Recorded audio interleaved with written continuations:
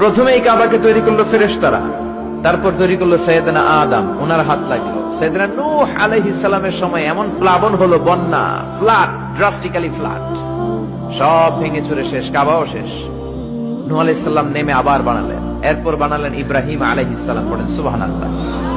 আল্লাহ একটা ফ্রেম দিলেন, ইব্রাহিম এতটুকু উঁচু করবা আমার ঘরটা, এতটুকু প্রশস্ত করবা, এতটুকু লম্বা করবা। কিন্তু উনি তো এত লম্বা না, এত লম্বা করবে কেমনে? নাগাল পায় না, বানানোর পরে দাঁড়িয়ে আছে, আর উপরের দিকে উঠতে পারে না। আল্লাহ বললেন, don't worry about it, I am sending a beautiful stone from paradise.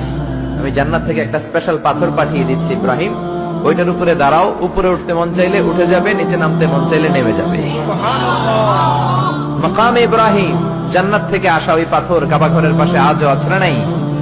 উনি দাঁড়ালেন, উপরে ওঠা দরকার উঠে যেত অটোমেটিক, নিচে নামা দরকার নেমে